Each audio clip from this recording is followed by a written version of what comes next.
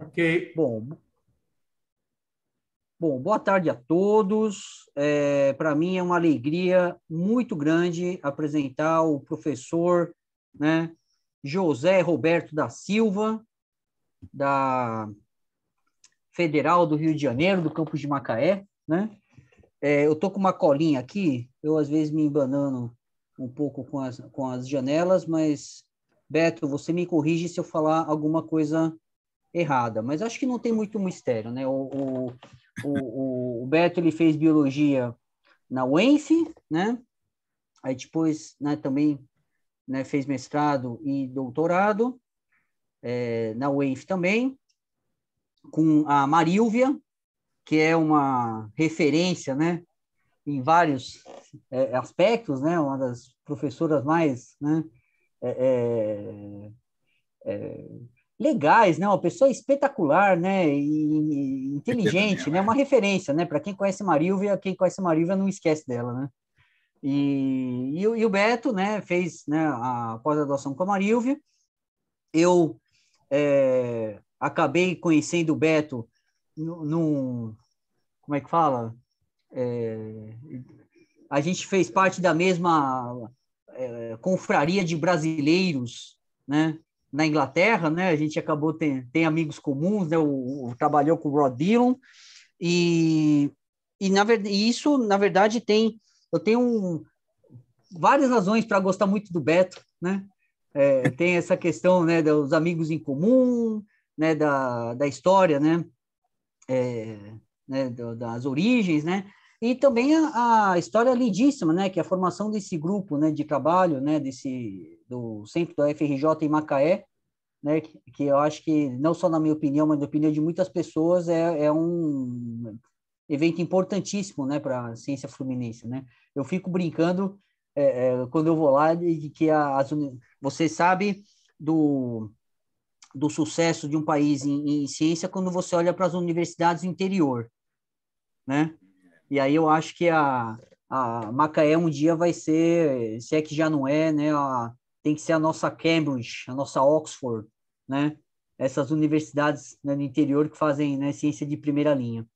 E se a gente olha, né, a produção do Beto, né, a gente vê que ele né, é uma das pessoas mais legais com as quais eu já tive contato de se trabalhar, né, de se colaborar e de dialogar e de discutir ciência, né? E a gente vê isso na produção, né, na interação dele com diferentes grupos de pesquisa, trabalhando com diferentes modelos, né?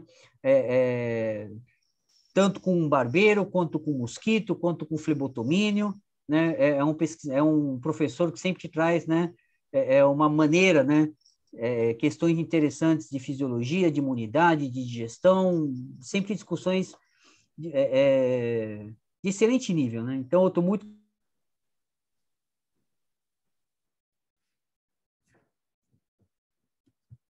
Travou o Genta. Travou. Uhum. Acho que é só o Genta, né? Acho que é. Acho que pode conhecidas, começar. né, contra a Aedes aegypti, né, e que chamou muito minha atenção, e a gente até chegou a conversar um pouco sobre isso. Cortou um pouco? Aqui deu Sim. Um pouquinho, Perdão, né? gente, mas deu para entender o que eu falei ou preciso repetir alguma coisa? Um pouquinho antes de Aedes aegypti. Bom, eu vi os últimos trabalhos, né, que ele está fazendo com a Aedes aegypti de larvicida, chamou muita atenção, e a gente até chegou a discutir um pouco, né, e fica sempre aquela vontade de trabalhar juntos, né? A vida podia ser mais fácil, né, e eu podia ter mais tempo para colaborar com todas as pessoas que eu gosto, né, mas enfim, né, a gente ainda tem muita coisa para conversar. E é isso, Beto, eu quero te agradecer demais você ter aceitado o convite, foi um convite feito um pouco em cima da hora, você nos desculpe por causa disso, mas eu te agradeço demais o prazer, né, de ter você aqui com a gente e a oportunidade de acompanhar um pouco o que você está fazendo, tá bom? Um grande abraço, querido. Valeu, pessoal. Eu que agradeço o convite. Acho que, na verdade, tem nem que se desculpar, né? Porque, na verdade, o Logulo já tinha, né, me proposto uma data e tudo. Na verdade, me perguntado sobre uma data e eu fiquei, não, daqui a pouco eu te mando o título, eu vejo tudo. Acabou, posterguei isso, né? na correria e tudo mais, e às terças eu estava muito enrolado também, né, porque eu fico a cargo de pegar as crianças na escola à tarde, né, e exatamente às 4, hoje não, hoje eu estou livre, eu estou me livrando aos poucos da terça-feira. Mas era um momento esperado, bastante esperado, assim, estar aqui para poder falar um pouquinho das coisas que a gente, né, tem feito aqui em Macaé. Então é um prazer imenso, né, poder ter essa oportunidade. Eu espero poder, né, corresponder, né, mostrando umas coisas legais para vocês e convencendo vocês de algumas histórias legais. Deixa eu ver onde que está a minha apresentação aqui. Acho que é... Peraí, deixa eu não dar spoiler aqui, deixa eu só... Já está autorizado, Beto. Pode compartilhar. Então, deixa eu... Já veio minha tela? Sim, tem que botar no modo de apresentação. Modo apresentação, beleza. Então, vamos lá. Apareceu o PowerPoint, branca. mas não está no modo de apresentação. Agora tá? Não. Não, então, peraí. Então, eu tenho que fazer o seguinte, deixa eu... Vai acontecer a mesma coisa que Pode ser aconteceu comigo, diferente. Beto. Faz o que o Ita sugeriu de clicar no caderninho, não é, Ita? O que é aquele tipo de apresentação? Eu acho, vê se vai funcionar agora. Quer ver? Peraí. Ah. Peraí. Vocês vão me dizer aí. Peraí.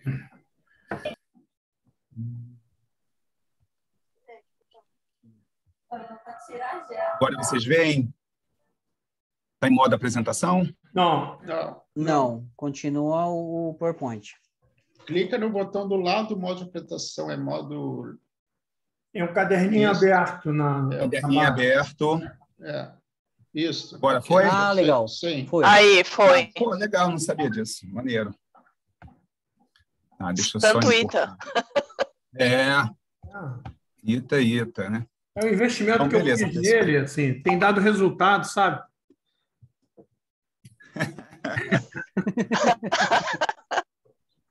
Então, Deixa ele ser legal.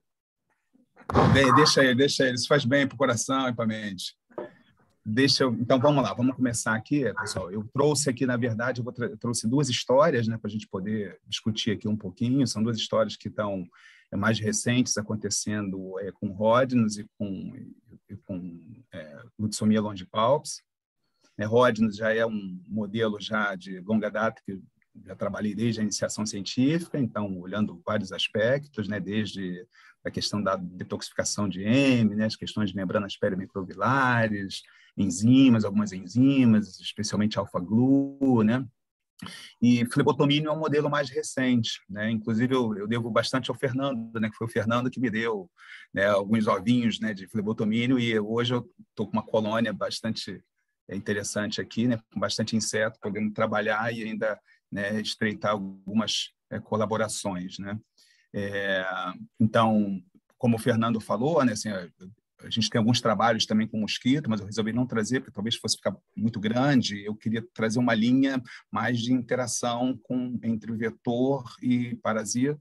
Então, esses dois modelos são dois modelos que a gente está fazendo esse tipo de interação. Com mosquito, a gente tem uma linha que até o Orlando está aqui, né, fazendo doutorado, né, está sendo orientado por mim e pelo Lugulo, que está trabalhando com atividade larvicida, né, de compostos derivados de algas marinhas.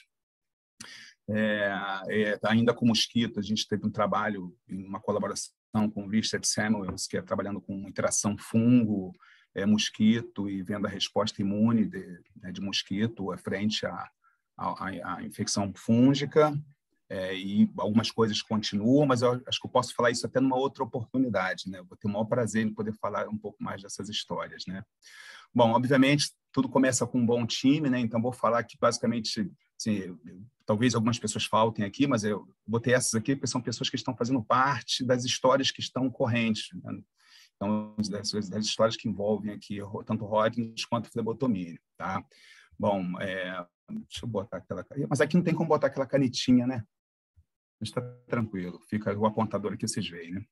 Bom, aqui eu tenho grandes parceiros que me acompanham desde a UENF, né? Então, o Jorge Moraes, né, que veio aqui para Macaé junto comigo, nós fomos empossados na mesma época, em julho aqui de 2008. Desde então, a gente começou nessa luta por tentar arrumar um espaço e construir uma estrutura mínima para a gente conseguir trabalhar. bom, obviamente a gente teve um apoio muito forte do Carlos Logulo, né, que estava na UENF, né, e que, né, nos deu bastante suporte nessa empreitada, né, isso com a chegada do Rodrigo e a Flávia, né, já aqui o Zé Nepomuceno presente, né, aqui no NUPEM, a tarefa foi um pouco mais fácil, né, porque a gente conseguiu montar uma estrutura mínima para a gente conseguir trabalhar. Tá? E hoje a gente consegue fazer, né, vários trabalhos, né, que a gente consegue, inclusive, fazer colaborações com pessoas muito queridas, né? Ou seja, a gente continua uma linha de colaboração com os mosquitos aqui, envolvendo o Richard Samuels, né, o Rod Dillon, né, com quem eu tive a oportunidade de trabalhar e começar a minha vida, né, em uma história com flebotomínio também, trabalhando com as primeiras infecções, ou seja, era uma história que eu queria ter começado já há muito tempo, então desde a época da UENF ainda, quando o Paulo Pimenta ainda era professor lá, né, contratado, antes dos concursos, né, de 98, eu ficava bastante fascinado, né, com os trabalhos até o trabalho que ele publicou em 97, né, eu vi parte dos experimentos e eu vi sendo feito lá na UENF por uma, então, na ocasião, aluna de mestrado dele.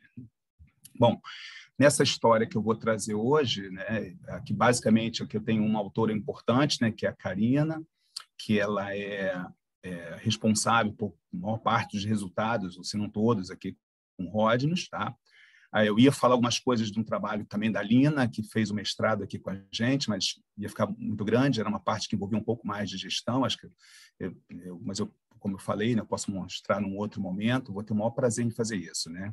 E, é claro, a Sandy, né, que a Sandy trabalharia, assim como a Karina, o nome até da Sandy é apropriado, né? Ela ia trabalhar com Sandfly, mas aí ela resolveu mudar para trabalhar com um barbeiro, né, com Rodnos, né, com uma questão envolvendo a interação com fungo e resposta imune. Tá? E assim como a Karina também, inicialmente, ela começaria trabalhando com flebotomínio, mas ela entrou no doutorado na época e a gente ainda estava montando a colônia, então a gente achou por bem ela começar a fazer um trabalho com Rodnos, né? E aí esse trabalho, então, foi dando prosseguimento ao trabalho que a Lina havia feito. Tá? Mas depois ela migrou para uma história muito interessante, e acho que é isso que eu queria chamar a atenção aqui, acho que o Fernando já falou, uma história muito legal aqui, com a agregação, né, das expertises aqui envolvendo o Jorge, né, o Rodrigo, o Zé Nepomuceno, a Flávia, a gente conseguiu montar uma história que, inclusive, a orientação da Karina contou com um pouco da participação do próprio Rodrigo, né?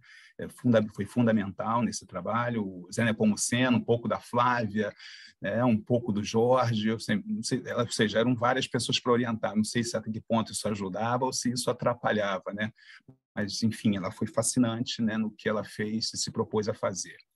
Bom, eu vou contar um pouco dessa história, que é com Rodnos prolixos, e depois eu conto a história, então, com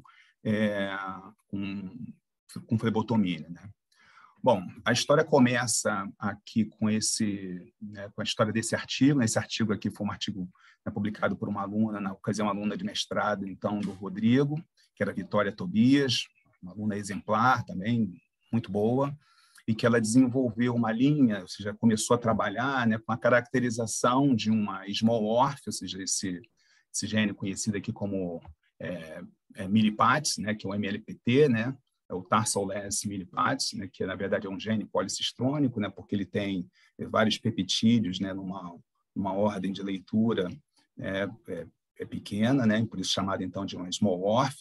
E aí essas small orphs, então, nesse trabalho dela, quem não teve a oportunidade de ler, eu acho que é interessante, porque ela discute toda a questão de, né, quem são as small orphs, né? Então, até recentemente, né, várias sequências que eram, né, curtas, né, ou seja, pequenininhas, né, que eram consideradas como lixos, né, ou seja, deixadas de escanteio, muitas delas às vezes eram até anotadas como sequências putativas, né, não codificantes, né, ou seja, RNAs, né, que gerariam RNAs não codificantes.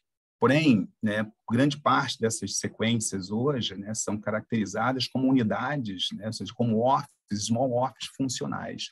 E muitas dessas small orphs têm sido caracterizadas, né, essas small orphs têm sido caracterizadas como desempenhando papéis muito importantes, né, no desenvolvimento de insetos e em alguns algumas características importantes, alguns processos, né, envolvendo a história de vida de alguns insetos, né? Bom, em Drosophila, por exemplo, né, se alguém pergunta, tá, mas é um gene pequeno, né, ou seja, uma small orph, então será que ela é pelo menos transcrita? Então, em vários experimentos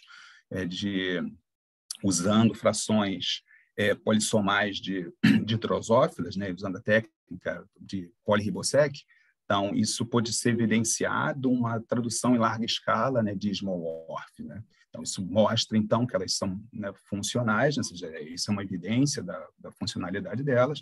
Depois uma série de experimentos, e esse trabalho aqui da Vitória foi um trabalho importante, porque ela é baseada em algumas evidências, né, de sequenciamento no próprio genoma do Rhodnus, né, e a partir de alguns transcriptomas também, já tinha sido, então, evidenciada a presença, né, do milipástido, ou seja, do MLPT, desse small orph, né, no genoma de Rhodnus, e no transcriptoma, ou seja, então, mostrando que ele era transcrito, né. E uma característica importante, que inclusive vai dar um pouco de norte a essa parte dessa história, é que no transcriptoma, em um transcriptoma de intestino de Rhodnus, né, então foi, né, identificada, né, a presença ali do MLPT. Tá? Então, isso aguçou um pouco a curiosidade, né, vocês vão ver aqui o porquê, né, com relação aos possíveis papéis desse MLPT. Então, a Vitória fez um trabalho fascinante, né, mostrando essa história, né, caracterizando essa história em Rhodnus, tá? Então, ela pôde, usando técnicas de RNA de interferência, né, ela pôde silenciar esse gene e ver, então, caracterizar alguns fenótipos, né, ao longo do desenvolvimento embrionário de Rhodnus prolixus. Então, bom, baseado então nos achados, né, do trabalho, né, dessa parte inicial, ela pôde evidenciar a participação desse gene, dessa small orph MLPT, na formação da cabeça e tórax, né, ou seja, muito importante no processo de segmentação torácica, e quando silenciada, ela evidenciava uma série de malformações, ou seja, um padrão totalmente diferente do wild type, né, de segmentação tanto do tórax quanto da segmentação tórax para abdômen, assim como da segmentação do abdômen. Bom, e como fruto do trabalho, ou seja, uma linhazinha aqui do tempo aqui, mostrando em alguns modelos, né, inicialmente, né, a descrição de algumas funções do MLPT, de small orphs, elas eram muito concentradas em insetos holometábolos. Né? E, na verdade, nada se conhecia para M-metábolos, né? Ou seja, muito pouco. Tá? Então, como um grupo emergente, né, importante, né? Então, caracterizar, né, o papel desses genes MLPT em Rhodnus seria assim, poderia trazer algumas novidades biológicas muito importantes. Bom, o fato é que esses genes, então, esses small orphs, o MLPT é bastante conservado, né, em vários modelos, tá, que apresentam esse gene MLPT. Em Rhodnus, o padrão funcional dele, ou seja, ele tem um papel muito importante no desenvolvimento das patas, tá? Ele é conhecido como gene GAP, né, porque ele pode regular os genes ROX, tá? Ele também tem um papel muito importante, né, na formação, né, na padronização de tricomas, né, e também tem um papel como um gene GAP, né, em himenópteros, né, então é importante no padrão de segmentação. Tá? Em Tribolium castanho e Drosophila, acho que eles foram inicialmente muito melhor estudados, né, também já tinha se evidenciado, né, o papel dele como um gene GAP, né, e importante também na formação do sistema de traqueias, né, tudo isso baseado nos experimentos de silenciamento, né, e observação dos fenótipos. Tá? Bom, então, essa história, né, com o MLPT em Rhodnus começou da seguinte forma, né, ou seja, uma das evidências também, né, retiradas desse trabalho de mineração, né, que a Vitória, né, e o Rodrigo fizeram, foi mostrar que esse MLPT ele é conservado, né, em todos os pancrustáceos, né? Então, eles vão ter basicamente ali nos insetos, né, em geral, eles vão estar presentes entre os insetos e milhápodes.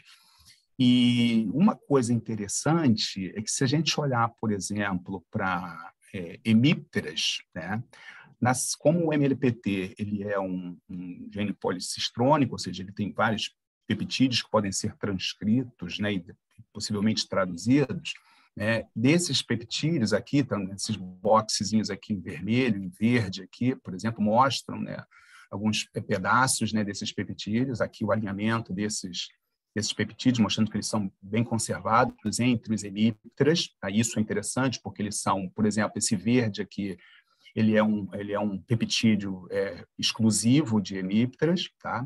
E aqui uma outra novidade importante, que o alinhamento não está aqui, essa sequenciazinha aqui, roxinha, né? Que ela é exclusiva de triatomíneos. Então, isso aqui chama atenção para o seguinte detalhe, por exemplo, em acídeas, né, um ortólogo de MLPT tem peptídeos que já foram sintetizados, né, e que tiveram sua atividade testada e mostrou ter uma atividade microbicida. Tá? Então, isso é interessante porque será que, por exemplo, né, além de uma possível atividade microbicida, será que esses peptídeos eles podem ter um papel importante na história de vida dos triatomíneos? Além nos hemípteros, né, especialmente nos triatomíneos, especialmente porque a gente está falando de um grupo, né, de insetos vetores, insetos que se alimentam de sangue, que tem toda uma história de uma relação com alguns parasitas, né? Então, essa foi uma das intenções do trabalho, tentar evidenciar um pouco disso, ou seja, tentar focar um pouco. Então, no trabalho da própria Vitória, ela já tinha mostrado que o MLPT estava no intestino de Ródionus também, era expresso no intestino de Ródionus, tá? Então, somando ao dado do transcriptoma do intestino de Ródionus. Então, isso acabou direcionando um pouco a linha do trabalho. Tá? Bom, então, o trabalho que a Karina fez, né, a nossa conversa foi, então é o seguinte, cara, vamos ver qual é o papel, essa foi uma proposta do Rodrigo, qual é o papel do MLPT na fisiologia intestinal de Ródionus? Será que isso tem algum papel na digestão? Será que isso tem algum papel, né, na formação de estruturas no intestino? E aí a gente, né, conversando, aí o Zé Nepomuceno nessa história também, falou, então que tal se a gente, de repente, testar como...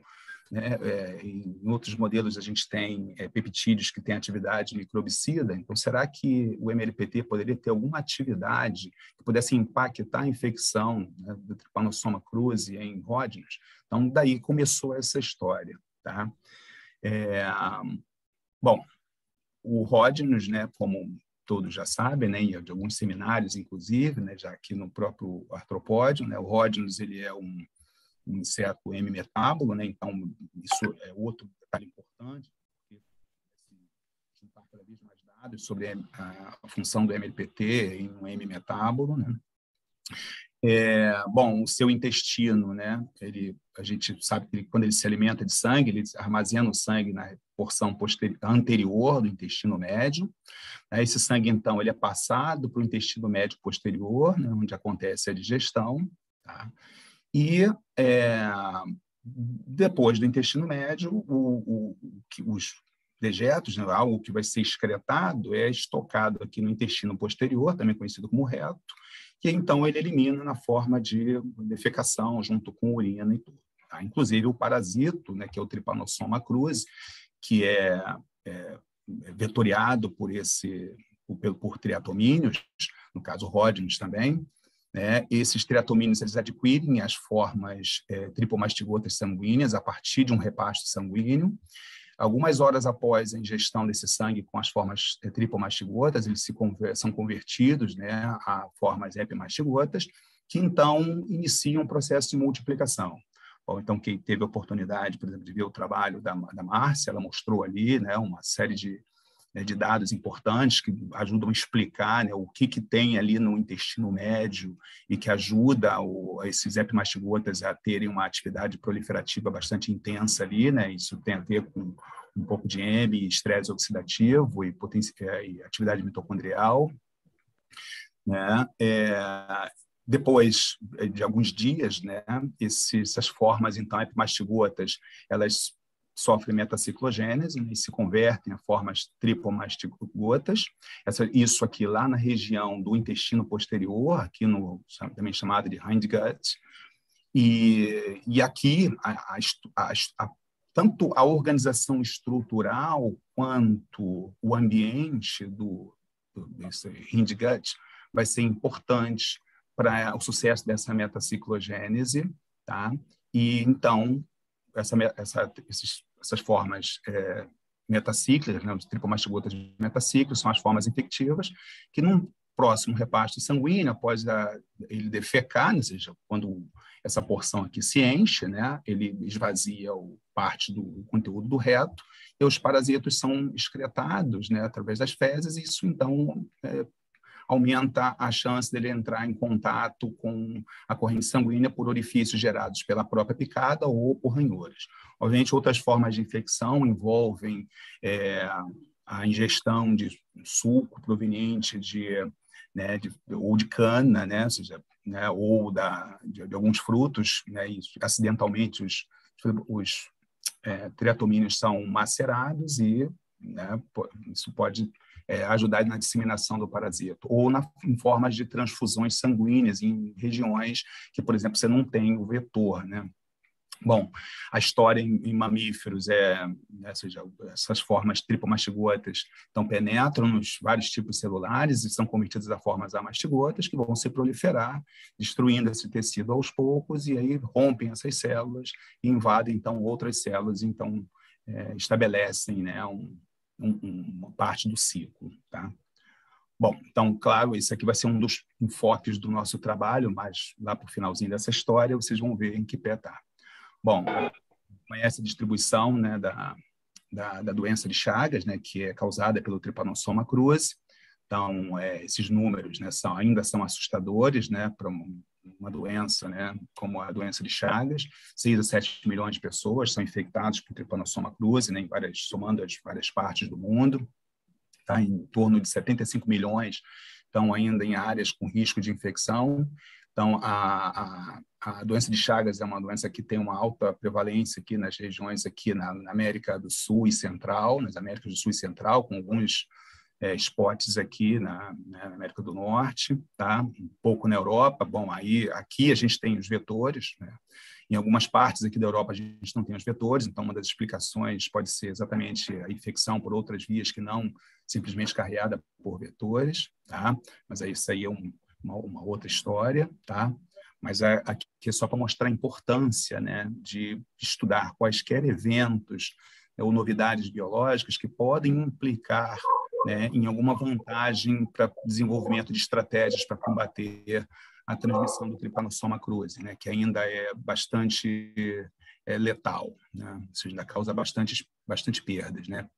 Bom, uma das perguntas, então, iniciais foi saber se, durante o desenvolvimento embrionário, a Vitória fez um trabalho excelente, mostrando as várias facetas, né, do MLPT, os vários fenótipos a partir dos dados de silenciamento. Mas uma pergunta era, e durante o desenvolvimento agora pós-embrionário, ou seja, uma vez que o embrião está do lado de fora, a gente tem as linfas, qual é o papel do MLPT nas linfas? Tá, então, a primeira coisa que a Karina começou a fazer foi exatamente evidenciar que nos diferentes estágios de desenvolvimento do Hodgins prolixus, todas elas hematófagas, né, ou seja, todo esse alimento de sangue, desde o primeiro estágio até o quinto estágio, assim, adulto, macho e fêmea, daí a grande importância deles como vetores, a expressão do MLPT é evidente, tá? Ou seja, em todos eles, né, a expressão do MLPT é evidente. Então, isso significa dizer, né, que ele aparentemente tem um papel importante, né, em cada um desses estágios. É isso que a gente vai tentar mostrar um pouquinho. Aí eu queria focar aqui no quinto estágio. Por que o quinto estágio? Tecido específica disso aí, vocês mediram? Então, a gente fez para corpo gorduroso, né? Vou mostrar aqui, para corpo gorduroso e epitélio do intestino médio posterior. Mas, assim, aparentemente, né, esses foram os 2 tecidos analisados. Não sei se a Vitória, na época, chegou a testar, não me lembro se ela fez em ovário também, provavelmente sim, tá? Mas o corpo gorduroso e epitélio do intestino é bastante evidente a presença dele. E a gente pegou aqui, basicamente, corpo gorduroso e epitélio, porque tinha toda a pegada depois para a gente poder falar né, de resposta imune, ou seja, ou possível ação imune ou possível ação sobre algum parasita. Então, a gente pegou 2 órgãos que eram órgãos importantes como alvos. Tá? Não sei se o Rodrigo, né, quiser complementar alguma informação a mais, se ele tiver ele pode falar também. Não sei se ajudei. Enfim, então, o que a Karina fez em seguida, né, foi usar as ninfas de 5º estágio. Então, fez uma dupla fita, né, para o MLPT e uma não relacionada para GFP, injetou nos 5º estágio e alimentou. Tá? Uma vez alimentada, é claro, mostra que o silenciamento, né, aconteceu. E aqui tem um dado interessante, que tanto no corpo gorduroso quanto no intestino médio posterior, a expressão dele, ou seja, foi maior quanto mais tardia a digestão. Então, aqui no caso, né, ela fez até 16 dias. Tá? Isso é interessante. Por que interessante? Porque, como é uma ninfa de 5º estágio, nesse estágio ela está se preparando para fazer uma muda já. Tá? E aqui tem uma certa relação com a equidizona. Então, a gente vai ver que, por exemplo, existe uma interação, já um dado bem interessante na literatura, que mostra que, possivelmente, o MLPT, né, né, e a gente vai tentar mostrar um pouco disso, ele é um efetor, né, da via que envolve a sinalização iniciada por equidizona. Tá? Então, isso aqui chama um pouco a atenção por conta dessa expressão aqui aumentada exatamente no momento em que a gente pode ter um pico de equidizona. Então, o silenciamento aconteceu, tanto no intestino médio posterior quanto no corpo gorduroso. E agora a questão é saber o seguinte: qual é o fenótipo disso? Né? O que acontece no 5º estágio? Bom, se a gente injeta no 5º estágio, 0 vira adulto. Né? Ou seja, se você olha isso com 21 dias, por exemplo, ou seja, deixa as ninfas de 5º estágio lá, né? Todos os controles viram adulto, todos os GFPs viram adulto, e as ninfas injetadas com DSM-LPT não viram adulto. Então, aqui uma coisa importante, né? Ou seja, para metamorfose aqui, ou seja, a conversão, né? A transformação de 5º instar para adulto, ela não acontece porque ela é dependente de MLPT. Então, silenciamento, mesmo um silenciamento ali acontecendo na casa aqui dos, né, 60%. Beto. É um dado interessante. Oi. Marcos Sorgeni. Fala, olha só, você está falando da relação com a equidizona, mas quando você pensa na muda, vocês olharam também se tem alguma relação com hormônio juvenil ou não? Não olhamos o hormônio juvenil. Essa, inclusive, sempre foi uma das nossas discussões, que a ideia era titular hormônio, tanto hormônio juvenil quanto equidizona. Tá? Então, isso tem alguns dados mais para frente. A gente não fez isso, tá? Isso ainda não fez, até porque tanto um quanto o outro. Assim, os kits para fazer isso são absurdamente caros. Isso, exatamente. Então, essa isso é um problema, todo mundo sabe, claro. Uhum.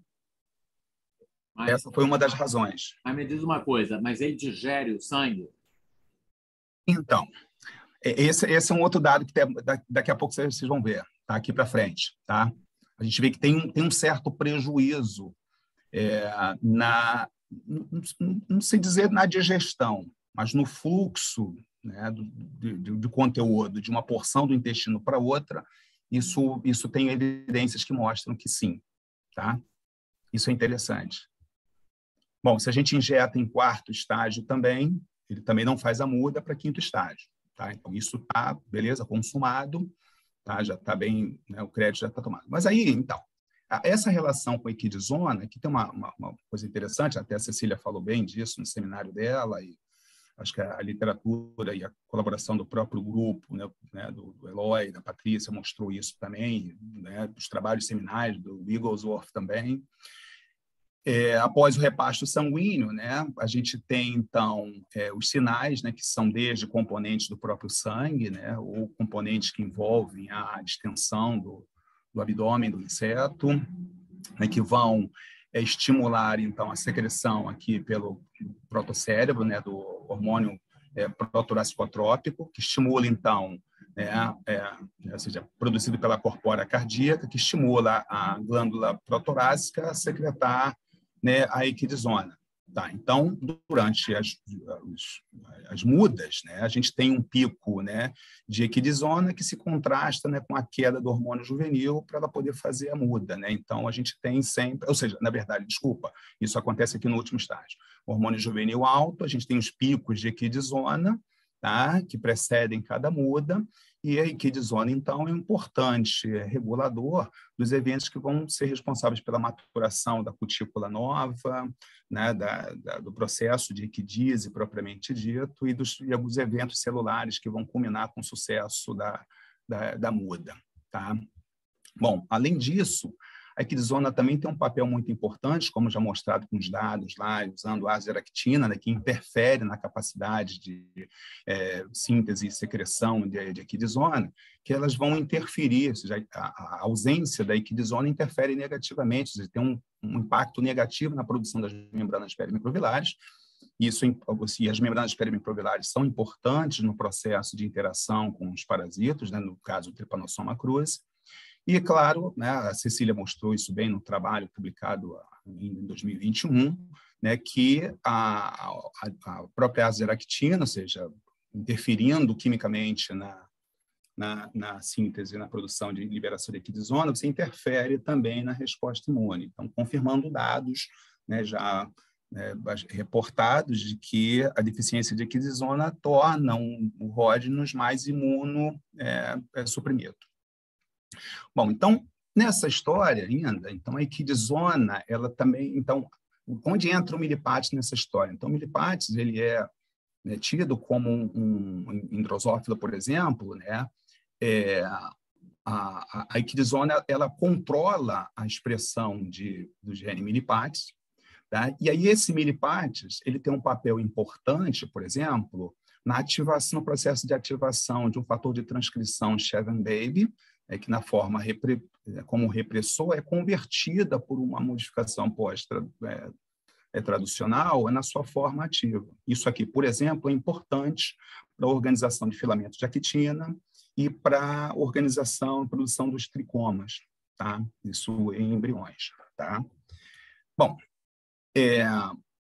em Rodnos, né, qual foi a ideia? Bom, se a gente está falando de uma rota que envolve equidizona e possivelmente interação da equidizona com o gene MLPT, né, uma das perguntas é, se você silencia o MLPT, como é que fica o processo de digestão, ou seja, de aproveitamento do conteúdo sanguíneo? Será que, por deficiência dessa digestão, né, como a gente já sabe que o sucesso na produção e liberação de equidizona, ela depende de componentes sanguíneos. Então, se a digestão, por exemplo, for o que leva a gente a pensar, né, que se a digestão for prejudicada, então o aproveitamento de nutrientes vai ser também prejudicado, e isso pode interferir negativamente, né, na produção e liberação do hormônio equidizona.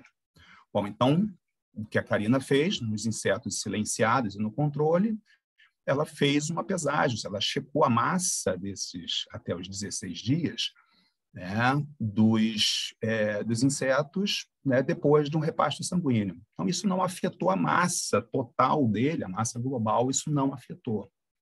Tá? Então, esse foi um dado que a gente... Isso aí está medindo mais diurese do que digestão, né?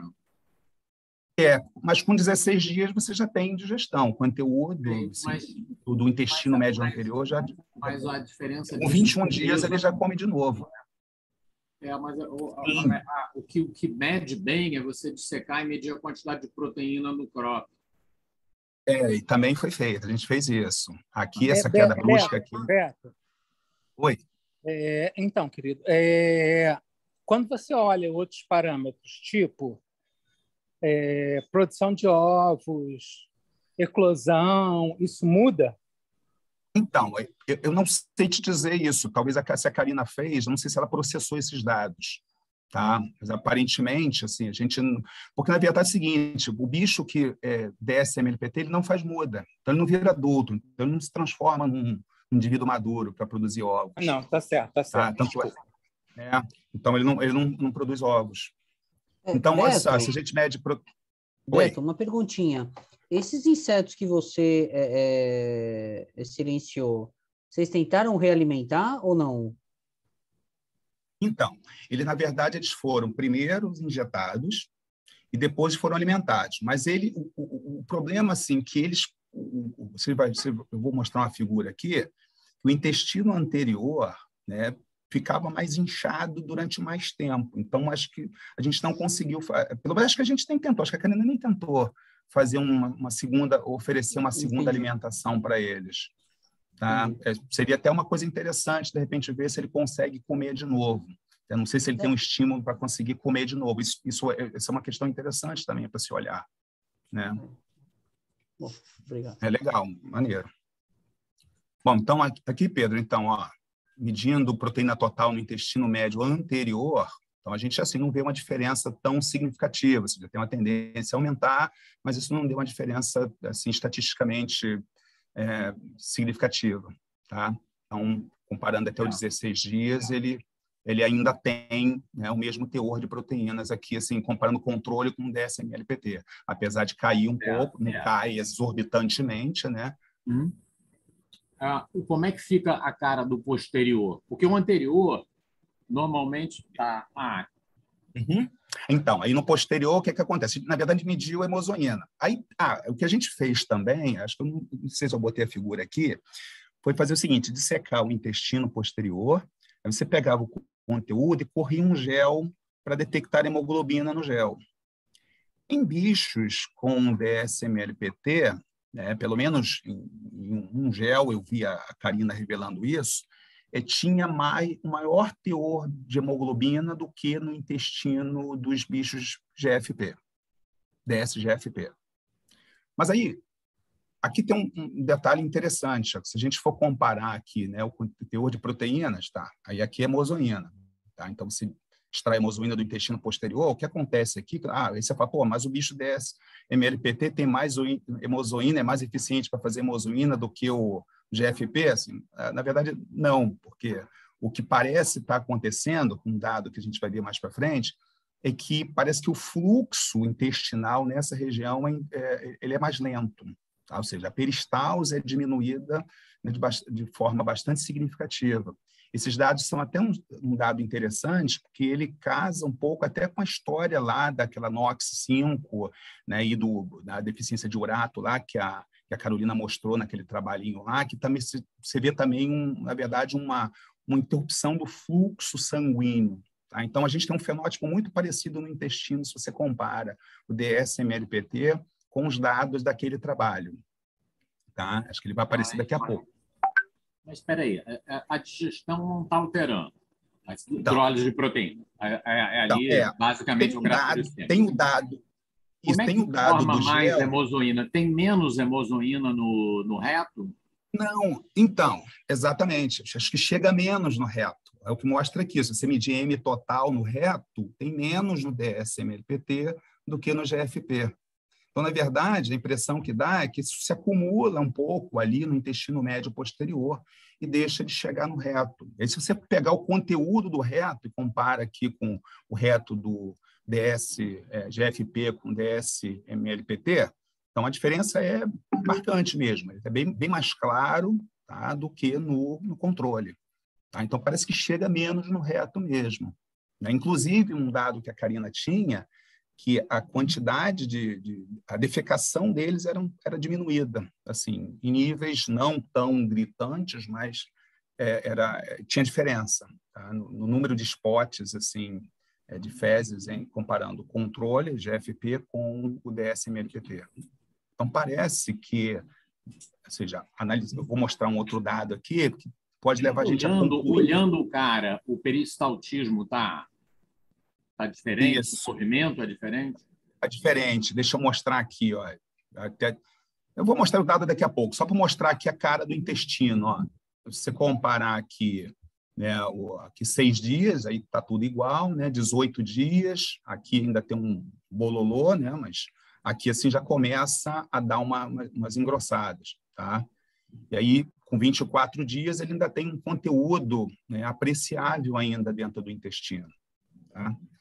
E aí, se você olha aqui 20 dias, só pegando alguns exemplares a mais aqui para poder mostrar, né, o DSM-LPT, né, e comparando com o GFP. E aí, quando a gente olha a questão da estrutura do intestino, se você pega o intestino e marca ali os filamentos de actina, né, e faz um DAPzinho, só para dar uma olhar como é que está a estrutura ali do epitélio, né, de distribuição, organização do epitélio, o que a gente vê é o seguinte, com 6 dias nada muda.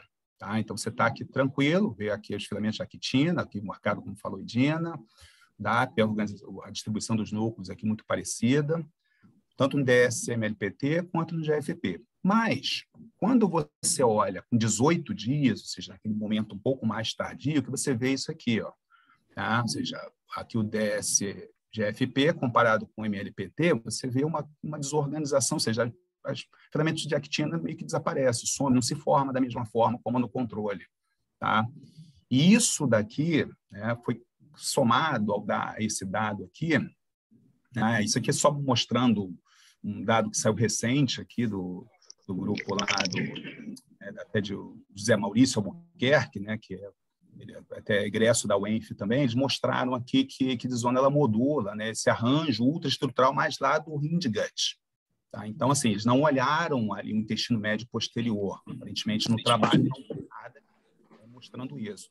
Mas eles relacionam isso daqui com a infecção por T-cruzi, estão mostrando que uma desorganização ultraestrutural do rim de gut, isso prejudica a adesão do T-cruzi e, consequentemente, a eficiência da infecção é diminuída. Tá? Mas quando a gente olha... Beto, oi. Quem tem muita experiência em olhar, eu não sei se é exatamente essa que você trabalha, mas essas bombas de transmissão de um lugar para o outro, não sei o quê, é o Marcos Horácio. Então, talvez valesse conversar com ele para medir a atividade disso. Não, exatamente. Ele seria um cara até para aqueles experimentos de eletrofisiologia. Isso. E dessas alterações no intestino, a Gabriela é uma boa pessoa para conversar também.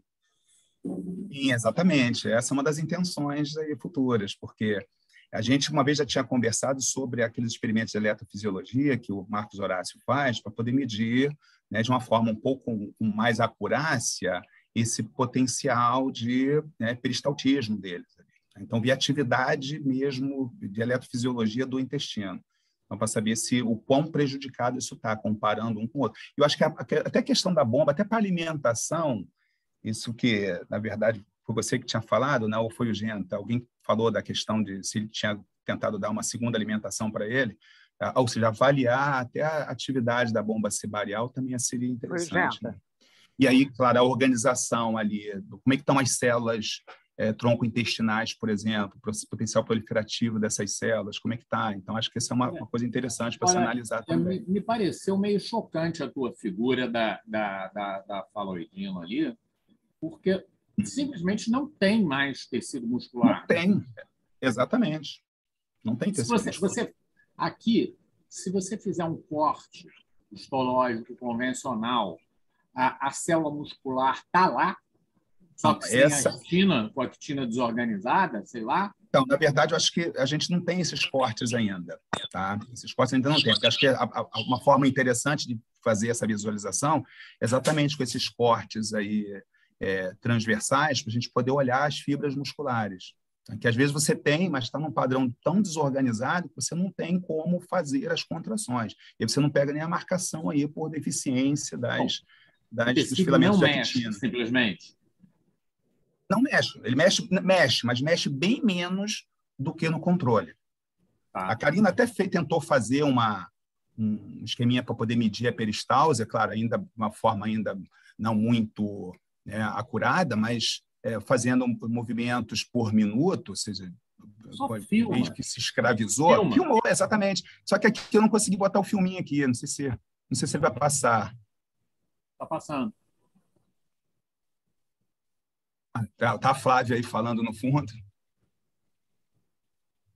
Mas só que o filme não está bom, porque ele está de lado, né? Não, está de lado, e não ficou legal. Por isso que a gente, na verdade, a gente já conversou sobre isso. Esse dado aqui ele nem estava no manuscrito direito, assim, para a gente poder publicar. E aí, o que ela fez baseado na lupa ali, né? Ela evidenciou que você tinha uma peristalse diferente do controle. O esquema bom para peristalse, ele é muito simples de você fazer. E o melhor é o adulto. Nesse caso, o DSM-LPT não vira adulto. Então, você vai, por exemplo, no controle, dependendo do dia que você pegar, você ele pode vai ser adulto. adaptar, que é o seguinte, o que você faz é só um macete muito interessante, que um carinha chamado Hatsaburo Matsuda contou uma vez, que era assim, você bota água em cima da cutícula. Só água. Você bota uma gota d'água. A transparência... E filma. A transparência é total. Você tira as asas, chega as asas para o lado. Só tira as asas e mantém aquela você chega elas para o lado, mantém ali. A do adulto é muito fácil, porque ela é plana. E aí acabou. Exatamente. A da ninfa já é arredondada. A da ninfa você vai ter um probleminha, mas aí se você adaptar um pouquinho, tipo, força ela... mergulhar na água. Né? Isso, botar ela dentro de uma gota maior. Achata um pouquinho ele... para gerar uma região plana que vai dar o mesmo efeito. E aí, nessa coisa, você olha e você vê, a cutícula fica totalmente transparente. É um efeito ótimo. Isso é interessante. Porque você pode submergir a porção do abdômen ali e dar essa chatadinha, né? E aí pode ser que essa transparência ajuda a evidenciar melhor, até para fazer um filme legal. E a interferência é melhor. Beto, Oi? A gente conseguiu, assim, acho que a gente até tentou com esse esquema que o Pedro está falando, mas eu acho que não deu muito certo. Eu acho que o o Bruno acabou fazendo foi com adulto, né? Tirando a casquinha, a cutícula de cima, mas mantendo tudo dentro do bicho, barquinho. mantendo tudo montadinho. E aí botava uma salina, aí a gente conseguia ver direitinho o intestino. E eu acho que assim vai ser melhor. Dependendo da situação, assim vai ser melhor. Talvez para ninfa, porque assim, quinto estágio, você não vai ser legal, porque ele vai abrir. O problema é que você fazendo do jeito que eu estou falando, ela está mergulhada na hemolinfa. Quando você faz do jeito que a Kátia está falando, ela está mergulhada na salina. Quando você enfia um intestino na salina, o cara pula que ele não gosta daquilo. Entendeu? E se usar Ringer Rodgers? Hein? Pode ser. E se usar Ringer, Ringer Rodgers? A gente fez com PBS, ficou legal com PBS. O controle manteve um peristaltismo com a cara normal, assim, e o silenciado é que ficou lá meio, sabe, assim, meio uns negócios esquisitos e não contraía direito. Nesse caso, mas não sei, acho que também o cara é muito... Não, acho que é tentar para ver qual é a forma que vai ficar mais legal. Essa aqui foi bem na correria mesmo, ela fez assim para olhar enquanto estava dissecando, tanto é que tinha até a voz de fundo. Eu acho que Ringer Rodgers deve funcionar melhor, mas é um chute. Gente, mas, de qualquer forma, eu não sei o que o Bruno fez para não ver, mas vou te dizer, é muito simples, porque é pingar uma gota d'água e olhar. Eu sei, não sei. Mas, enfim, eu acho que, de qualquer modo, com casquinha ou sem casquinha, o bicho montado é melhor do que dissecando e tirando tudo assim. Eu acho, né? Isso é legal porque você está vendo ali dentro da caixinha ali, ou seja, né, abre o presente parcialmente, né, e você vê funcionando, é legal. E aproveito a questão é tentar, eu investi um pouquinho mais nisso, porque, assim, se der certo, né, é relativamente simples de fazer, dando certo, né, e aí é um dado interessante, né. E eu aproveito que se você vai querer mostrar que a digestão está, pelo menos em parte, comprometida ou não, depende, né? Assim, eu sugiro que você disseque o midgut inteiro, a parte anterior com a parte posterior, né? O papão com a tripinha, homogeneiza e dosa proteína. Eu acho que isso, ao longo do tempo, a gente tem usado, dá uma cara bem boa de você acompanhar o processo de digestão. Isso, a gente fez isso até os 16 dias, dias, né? Então, ela fazia assim, ela dissecava, macerava lá o intestino, né? E não tem no posterior, né? Eu No faria posterior que tudo ela tinha junto, feito. sabe? Tudo junto como uma medida da digestão. E expressa como proteína por intestino total, que aí você vai ter uma medida de quanto está no início e de quanto cai. Você consegue ter uma quantidade de proteína assim, para medir. Eu acho que no final isso forma fica padronizada, bem né? boa. Beto, eu acho que dentro dessa ideia da Kátia, que eu acho ótima, vale a pena também homogeneizar, precipitar com TCA e depois quantificar, pode ser no espectrofotômetro mesmo, peptídeos Você da caca do M ali. Não, peptídeos no também. sobrenadante, porque TCA precipita proteína, mas não precipita peptídeos pequenos, que são um resultado da proteólise. Né? E aí você pode quantificar esses peptídeos também. Você pode ter uma ideia diferente, mas complementar do nível de proteólise, porque ela é proporcional à quantidade de peptídeos que surgem, eu acho. O Genta tem um coquetel, uma coleção bonitinha de substratos fluorescentes para proteases. Isso, também. A gente não testou protease. Com ele fazer, é a melhor forma. A ideia está essa daí, exatamente. Intencionalmente, né, eu estou me segurando aqui. Eu tenho que ensaiar protease. Isso. Tem um monte de enzima aí para ensaiar. Não sei para que você está se segurando. Eu acho que é o que ele precisa ali. Mas eu acho que é ensaiar protease e talvez fazer um western para a quitina. Eu acho que isso também seria interessante. E dentro dessa lógica de atividade proteolítica, dá para só ensaiar a diferença com ou sem, no caso do Rodgers, peptidatina, S64, que cobrem quase todos as proteases. A gente até pensou na época em fazer... Que é recente hematófago. Isso. Na época, a gente até pensou em fazer uma história assim, só que aí é o seguinte, como a Karina estava envolvida para defender o doutorado e precisava correr com um monte de coisas, e aí a coisa com flebotomia, na verdade, eu que estou tocando, então assim, faltava um pouco de braço também, né? Porque a gente tem alguns dados, por exemplo, com Rodgers, que era fazendo alguns ensaios de algumas cisteínoprotease e tudo, não com substrato sintético igual o Genta tem. Acho que a gente pode refinar isso daí, né, Fernando? Se a gente faz uns ensaios só para ver se tem alguma alteração no perfil de algumas atividades. Como você tem isso daí muito bem mapeado, acho que fica interessante também, né? Para a gente fazer um follow-up disso daí, acho que é interessante, né? Bom, legal. Beleza? Mais alguma coisa aqui? Acho que tem coisas mais legais também para frente. Você olhou a quantidade de traqueia no tecido?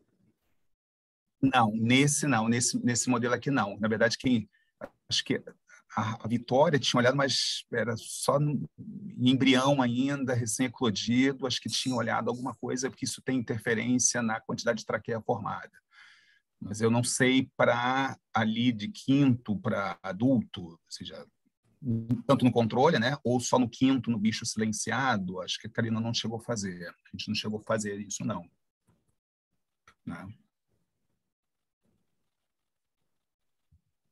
Bom, então, aqui tem um dado legal, né, eu queria chamar a atenção aqui para esse fenótipo aqui, né, nesse sistema aqui que você tem silenciado para a xantina e para essa NOX5, para essa NADPH oxidase aqui, que essa porção do intestino aqui, o reto, ele fica muito parecido com o que a gente vê lá no bicho DSM-PT. E aqui, né, ficou bem evidente, né, que se você tem, né, nesse trabalho aqui da Carolina, né, se você silencia a xantina, ou seja, a peristalse, ela é bastante comprometida, né? E aqui também os períodos aqui dos picos de peristalse com NOx também silenciado também fica bem diferente do controle, né? Ou seja, bom, então Uma história interessante agora, para poder a gente fazer um link, né? Que aí a primeira proposta lá, né, uma das nossas ideias, assim, como um modelo de assídia, por exemplo, um ortólogo de MLPT, alguns dos peptídeos, né, e aí, essas ORFs, por exemplo, essas small ORFs, aí, elas vão ter ali, né, tipo, né, peptídeos que têm 15 aminoácidos, 80 aminoácidos, né, dependendo do peptídeo ali. E alguns desses menores peptídeos em assídia foram sintetizados e mostraram que tinha atividade, né, microbicida. Então, essa era uma das nossas intenções, analisar isso também em bichos se o papel da MLPT em Rodgens também teria alguma coisa similar. Ou seja, não dava para sintetizar os peptídeos, o Rodrigo até tem um sintetizado, tá? Acho que é até o trabalho de um dos alunos que está testando isso, está começando a fazer alguns testes agora, tá? Mas aí aqui a ligação é que a equidizona ela tem um papel muito importante na ativação, por exemplo, da VIMD, tá? Então a Cecília discutiu bastante isso, eu acho que na ocasião da apresentação dela, né? Porque exatamente isso aqui foi a mola propulsora para aquele trabalho lá que eles publicaram em 2021, né? Mostrando que o tratamento com azadiractina, né, que acaba diminuindo a secreção de equidizona, isso acaba interrompendo, né, a ativação da via IMD, tá? E uma coisa interessante é que, em núcleo, o receptor de equidizona, tá, em drosófila, por exemplo, já foi mostrado, o receptor de equidizona ele interage com regiões regulatórias do MLPT, tá? O receptor de equidizona. Tá? Inclusive, a Vitória, no trabalho dela, mostrou, né, os peptídeos lá, né, acho que pelo menos em um dos peptídeos, você tinha ali, nos dockings, ali, uma possível potencial interação, né, desse peptídeo MLPT com receptores, né, de equidizona. Tá? Então, isso pode fazer um link interessante com o controle do sistema imune, colocando o MLPT, dá um rio nesse processo aí, né, de sinalização envolvendo a equidizona. Então, o que a Karina resolveu fazer também? Né? Então, ela resolveu testar, né, nos bichos silenciados para MLPT, como é que estava a via TOL também, né? Então resolveu testar a via TOL, então ver como é que estava, por exemplo, a expressão aqui dos controladores, né? No caso, tanto do dorsal, né, quanto o cactus, e aparentemente não teve nenhuma alteração aqui com 6 dias, com 1 em 6 dias, ou seja, ainda lá na fase inicial, tá? Então essas vias de resposta imune não são afetadas diretamente, né, nesse período, comparado com o controle. Tá? Então, tem uma tendência aqui em Hellish, né, de diminuir um pouco a expressão com 1 dia aqui no corpo gorduroso. Tá? Os dados para intestino, tanto para Hellish, né, para outros efetores da VMD, a Karina ainda está processando. Tá? Se a gente não sei dizer o que acontece ainda, tá? A gente não sabe dizer. Mas, aparentemente, aqui na fase inicial não teria uma diferença tão significativa. Tá? Mas quando você olha com 16 dias, o que acontece é que Hellish diminui, ou seja, isso aqui já tem uma diferença estatística, tá? No corpo gorduroso, tá? Lisozima no corpo gorduroso também diminui, e no intestino a gente tem um aumento, né, de lisozima B, tá? É claro, né? Como no momento mais tardio a gente vê esse aumento aqui em lisozima B, né? E apesar de não ter visto um corpo gorduroso, mas intestino a gente só tem esse dado aqui para a lisozima B, como eu falei, para os efetores da VIMD, a Karina já está processando, né? A ideia era saber, aí JAK-STAT também, a gente não viu nenhuma diferença significativa, então só tem aqui nesses primeiros dias, os dias mais tardios ainda estão sendo processados, tá? Alguns peptídeos antimicrobianos também, ou seja, só com 6 dias aqui uma defensina, né, teve um aumento aqui com 6 dias, então ligeiro aumento com 6 dias, mas no corpo gorduroso, mas lisozima B e lisozima A com 1 em 6 dias, não teve nenhuma diferença que Beto, ajudasse a gente a Beto. implicar com infecção, por exemplo. Isso aqui não é bicho não infectado, tá, gente? Não, tá. Beto, olha só. Tem uns trabalhos do Rei, que um trabalho que eu publiquei também há muito tempo com a Bia, é relativamente, que tudo é relativamente com relação ao sistema imune na literatura, porque quando eu comecei a trabalhar com o sistema imune, eu ouvi muito em congresso, na SBPZ não tanto, mas na SBBQ especificamente, que inseto não tinha sistema imune. Sim, mas, exatamente, enfim, lembro. Pois é, mas enfim, que a ativação de dorsal, a expressão de dorsal, na verdade, ela representa uma ativação da vietol. Porque a regulação não é essa. A questão é se dorsal vai ou não fazer o papel dele, mas tem pessoas que já mostraram que existe uma sequência reconhecida, né, na ativação da vietol que leva à ativação de dorsal. Então, aparentemente, o que acontece é que quando dorsal é ativado, ele é mais expresso, mas ele também é mais degradado. Então, o Haeckel, por exemplo, considera que a ativação de dorsal é um indício de ativação da vietol. Sim, porque você tem um mecanismo para controlar isso daí, exatamente. Porque você tem que... A resposta imune é um troço que custa muito caro energeticamente. Tipo, defensina sobe de 0 para, sei lá, 20, 30 milimolar. É um gasto energético bizarro. Então, a ideia, nesse ponto, é que a coisa tem que estar sempre pronta para parar na hora que não precisar mais. Entendeu? Para gastos desnecessários, exatamente. Essa é a lógica para TOL. Para MD eu nunca vi algo assim, mas para TOL essa é a lógica vigente, embora eu muitas vezes eu não concordo, por exemplo, com a ideia de que TOL é gram-positiva e vírus e MD é gram-negativo. Eu nunca vi isso experimentalmente. Exatamente, Mas você tem alguns dados que mostram que tem algumas ativações cruzadas, né?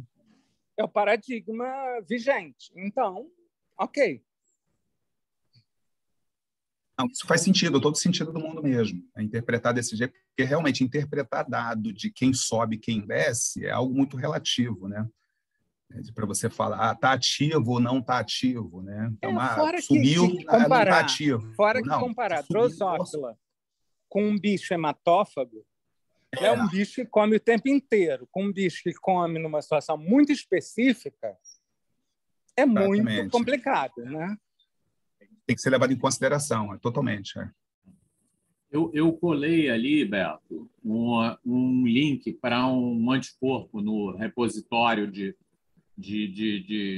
anticorpos lá do hibridoma, feito contra actina de inseto. Você pode usar no Wester. Tá. Esse link que você botou aqui, abriu o chat aqui para pegar. Desse jeito é baratinho, $45. Peguei aqui. Não é nada escandaloso. Beleza. Tá? E chincha. Beleza.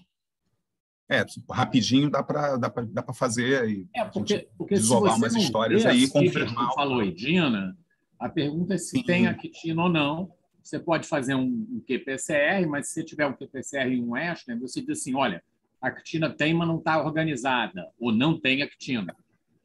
Entendeu? Exatamente, porque uma coisa é ter ou não ter, outra coisa é você ter e não estar organizada de forma a garantir uma contração eficiente. Né? No Western, você mata isso. E aí, medindo as enzimas digestivas congênitas, você diz, olha, está aqui, a enzima digestiva deve dar parecido, vou chutar. Está com cara de que vai ser parecido.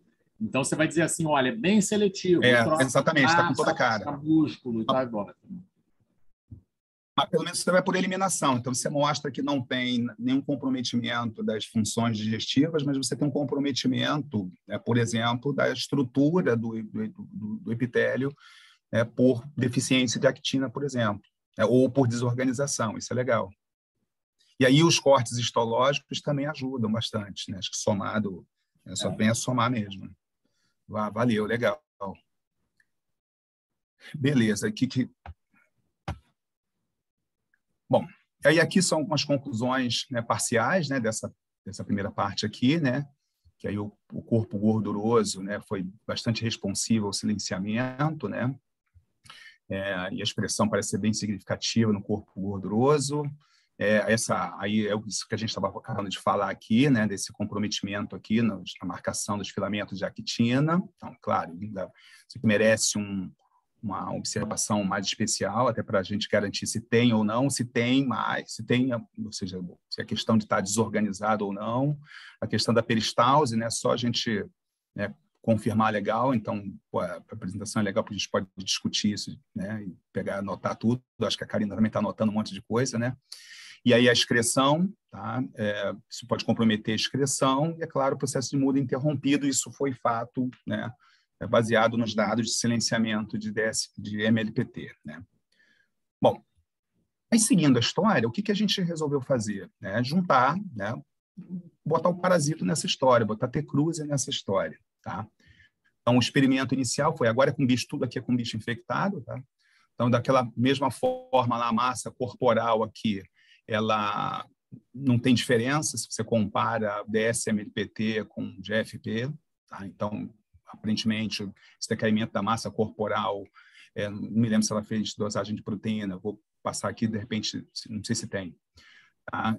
Aqui não muda muito, mas quando a gente pega a hemozoína, o resultado é muito parecido com o que a gente já tinha visto lá atrás. Então, no intestino médio posterior, você tem aquele, aparentemente, um maior acúmulo de hemozoína ali naquela porção. Tá?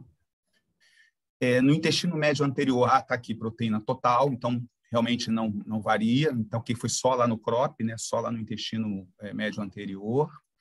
Tá? E no corpo gorduroso, né, a gente, né, viu que o silenciamento, né, ou seja, só para mostrar que realmente o silenciamento, ela fez só fat bar aqui, para mostrar que o silenciamento ocorreu. Tá? Intestino ainda está em processamento. E aí, uma coisa importante é olhar agora a carga parasitária. Tá? Então, o que aconteceu com os parasitos ali? Se você comparar, por exemplo, a epimastigota, tá? Pegando agora o reto, né? E ver o número de parasitas por hindgut, então você vê que com 21 dias, aparentemente, você tende a ter mais epimastigotas ali no reto, tá? Nos bichos DSMLPT. Mas aí, quando você olha um outro dado, e aí a cara deles aqui eu vou mostrar daqui a pouco, quando você olha metacíclico, ou seja, o tripomastigota, agora fazendo análises morfológicas, né, você não vê tripomastigota.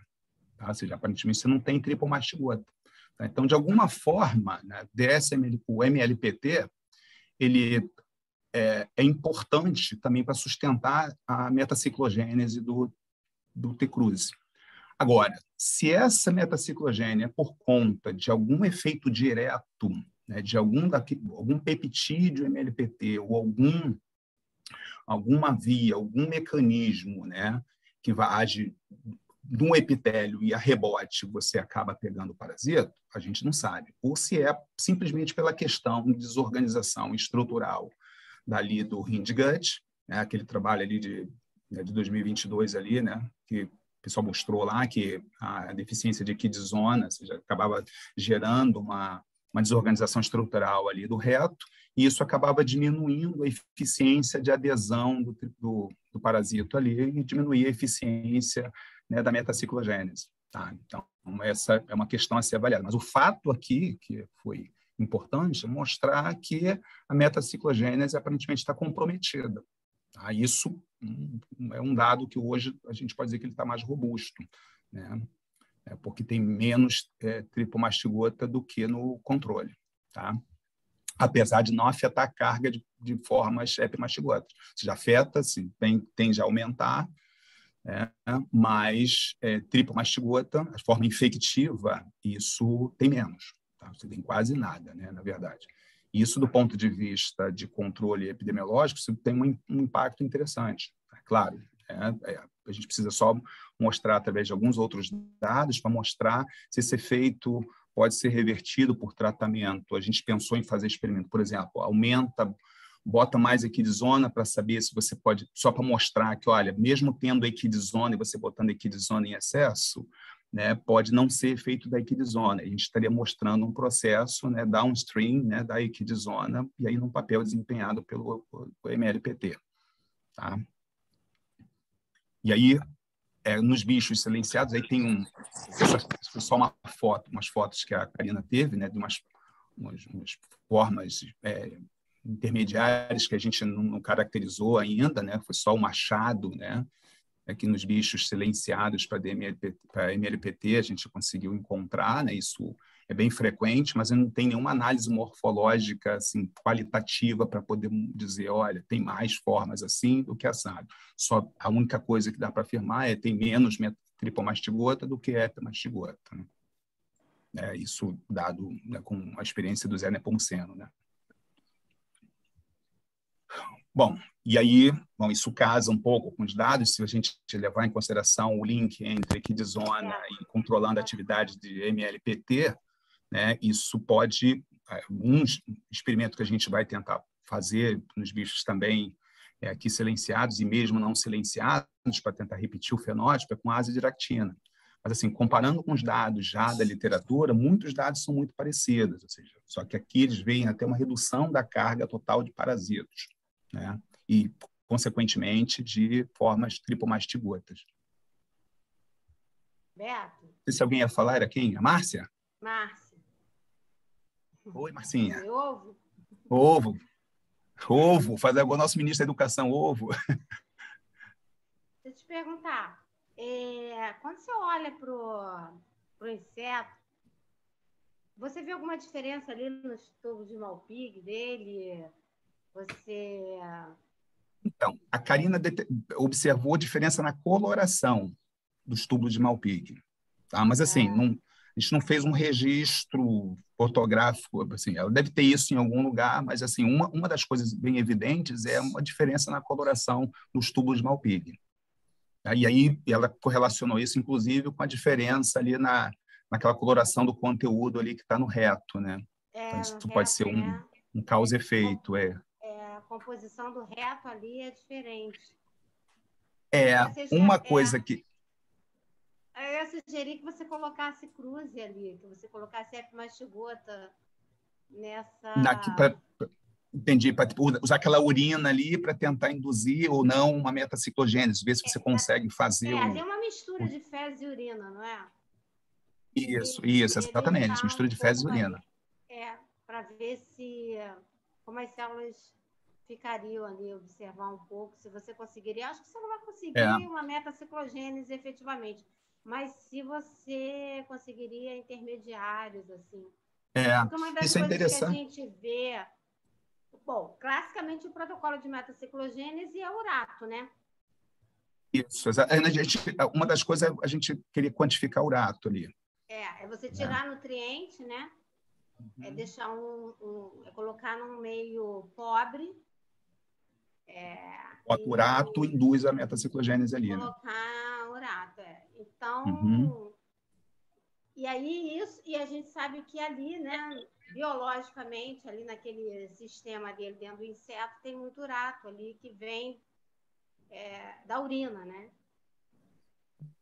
Isso que você falou é interessante, porque a gente pode, inclusive, descartar se o efeito, por exemplo, no parasito, pode ser por uma questão nutricional ou se é um efeito que acontece ainda no intestino posterior, antes do reto, e que pode comprometer a viabilidade do parasita ao ponto de não permitir a metaciclogênese. Então, a gente pode descartar isso se a gente faz esse experimento controle. Você pega o conteúdo e vê, isso é legal. Ver se você tem, por exemplo, a indução de formas intermediárias pelo conteúdo, né? Isso é interessante. Beto, maneiro, Marcinho. Oi. Fala, Marquinhos. Eu acho que a gente... Eu não lembro se a gente publicou ou não no paper do genoma, mas eu me lembro que a gente identificou algumas proteínas, tipo TEP, no genoma de Aedes, de Hodgins. De Hodgins, né? E de Hodgins, isso. E aí, uma coisa que é simples de fazer e seria bem interessante você pode quantificar nos hemócitos, que em Hodgins é fácil de conseguir, no mosquito é muito difícil. Bom, eu pelo menos não sei. Fagocitose, simplesmente injetando esferas de látex fluorescentes. Depois você pega, recolhe hemolinfa, faz uma lâmina e vê se os hemócitos estão fluorescentes ou não. Eu não faço ideia mesmo se fagocitose eu também não faço a menor ideia agora. De cruze ou não, mas é uma coisa fácil de olhar. Não, isso aí faz. Tem até uma menina, ela, na verdade, nem sei se ela vai continuar no laboratório, né, que ela é aluna da Flávia, né, e aí nos experimentos com Hodgins e interação com fungo, com Metarrhizium anisopli, ela estava encarregada de fazer avaliar a atividade de hemócitos. Então, poderia ser pegar um pouco dessa experiência, ela fazer a mesma coisa, mas com bicho, por exemplo, não sei, né? O que acontece? Porque, não sei nem se ele fica, será mais suscetível a outras infecções. A gente fez isso no paper que a Bia publicou sobre utilização de AG2 como modelo imune para Aedes. E é um experimento, assim, obviamente você tem que ter as esferas de látex fluorescentes. Mas que eu me lembre, na época, não era nada absurdo para comprar. E aí, uma microscopia de fluorescência, sabe? Pois é. Não, legal, interessante. Vou até propor isso aí, porque na época... Vale a pena. E aí, se der diferença, vale a pena checar a expressão das possíveis TEPs. Isso daí é interessante, porque você... exatamente. E esse daí é um dado legal, seria um dado interessante. Né? E relativamente simples. Beleza, vou fazer isso então, para de repente buscar essas sequências de TEP, para ver se a gente consegue fazer só uma análise e ver como é que está a expressão disso no intestino. Você viu no intestino, né? Vale a pena. Não, eu não me lembro. Eu tenho certeza que a Raquel olhou foi no genoma, né? Não foi algum tecido, mas eu não me lembro onde foi. Não, acho que não. A gente só olhou no genoma. A gente não fez nada de tecido específico. Legal, mas acho que vale até a pena, né? Você já tem uma molécula reconhecidamente importante, né, com atividade antiparasito, né? Acho que vale a pena. A gente não sabe, por exemplo, se desses peptídeos que o MLPT tem, né? E aí tem uma coisa interessante, que ali se a gente lembrar lá do dado lá atrás, que tem peptídeos ali que é exclusivo de triatomíneos. Então, assim, o que aquele peptídeo faz? É um peptídeo pequeno, né? A gente não sabe se ele tem, por exemplo, uma atividade microbicida, tá? Ou se tem alguma atividade que pode controlar, ou seja, né, algum fator de transcrição. É interessante fazer dos peptídeos, se vocês acharem como mais expressos, fazer uma análise basicamente físico-química, assim. Se o eles problema têm, desses por peptídeos exemplo, assim, condição de causar poro na membrana. Essas informações acho que não tem para saber na verdade é o seguinte, a gente, pelo menos até as últimas discussões com o Rodrigo, a gente também não sabia, não tinha essas informações, se os peptídeos, por exemplo, do MLPT, eles são todos traduzidos ao mesmo tempo, ou se existe algum controle, né, que vai, por exemplo, fazer uma síntese diferencial, uma tradução diferencial de mais um peptídeo ou mais um outro, dependendo da sinalização. Tá? Então, assim, o que o Rodrigo fez, os peptídeos, ele mandou sintetizar. E outra coisa, isso eu tenho certeza que a gente não olhou, Se tiver alguma diferença, ou não tiver, especialmente se não tiver diferença nos peptídeos semelhantes à TEP, olhar, isso eu tenho certeza que a gente não olhou, coisas tipo L-RIN, que em princípio regula TEP, né? Sim. Não, legal. Legal, já está até anotado aqui, acho que a Karina também deve estar anotando. Assim, o legal de você estar nessas situações é que você só sugere os experimentos, não tem que fazer. Não, o que é ótimo, tudo é novo. Dá muito pouco trabalho sugerir experimento. Fazer é complicado para cacete, a gente sabe. Mas, enfim, exatamente. É para isso que a gente está aqui agora. Não, exatamente. Acho que o espírito, né, do artropódio é exatamente o espírito do artrominte, né? Essa foi uma das intenções, inclusive, trazer essa parte do trabalho e a parte que eu quero falar daqui a pouco também de flebotomínio, que é um pouco mais curta, né? Eu encurtei um pouco a história, só para pegar dicas também, sabe? Acho que é interessante. Para mim, assim, na boa, para mim é quase uma reunião, uma mesa, não vou dizer aleatória, porque não é, porque é temática, do artrominte semanal. E eu acho isso maravilhoso. É um exercício, né, contínuo mesmo. Total. Né? Então, eu estava pensando isso hoje, inclusive. Legal, Marqueto. Beleza, isso aqui foi, né, eu acabei falando já, né, foi o trabalho que até a Cecília apresentou, e eles publicaram mostrando exatamente a interferência da azeractina, né, nessa imunidade basal. E aqui ela mostrou, né, que tem algumas alterações na expressão de alguns peptídeos antimicrobianos, mas basicamente você tinha, na verdade, um aumento da atividade de TOL, né?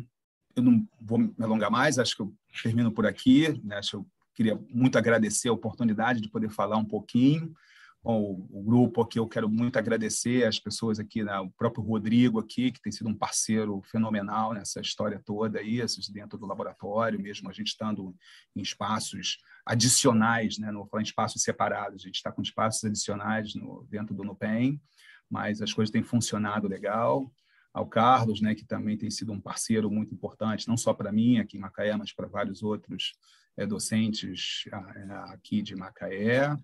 Tá? E várias pessoas que tiveram uma importância muito grande na minha formação, né? O próprio Massuda, o Pedro, né?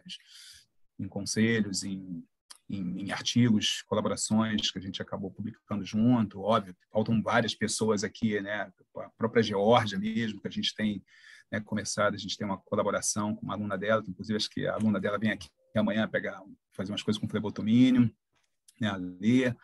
E queria agradecer a todos, que mesmo que não estejam aqui na foto, mas sintam-se agradecidos, né, por tudo que tem me proporcionado.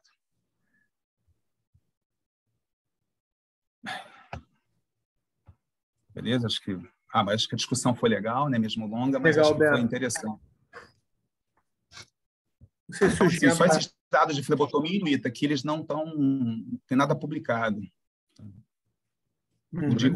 Os de Rodgers, mais ou menos, está no BioArchives, tem algumas coisas que já estão, né, sendo adiantadas aí. A Karina já tem algumas coisas para a gente fechar uma parte dessa história aí, o Rodrigo também. A gente já tem se empenhado nesse sentido. Ô Beto, tem alguma ideia de conectar essas duas coisas? Quer dizer, olhar o LMPT no flebotomínio? Flebotomínio? Como é que está tem genoma flebotomínio? Tem, né? Deve ter, né? Não sei. Tem. Lutsumia longipalpis tem genoma. Sim. Tá? Então, a ideia, a gente, né, tem até conversar de novo com o Rodrigo, é buscar isso em flebotomínio, que provavelmente tem, tá? E aí a ideia é caracterizar. Inclusive, o Rodrigo quer fazer algumas coisas com ovo de flebotomínio também, com embrião de flebotomínio. O único desafio é que ele é bem menor do que o ovo de Aedes, né? Então, assim, vai ser um trabalho hercúleo, mas nada que uma boa vontade não resolva, né? E essas bactérias... Mas essa coisa com... Essas bactérias já foram identificadas do flebótomo? Então, em Lutsumia longipalpis tem. Assim, meio, assim. O trabalho da...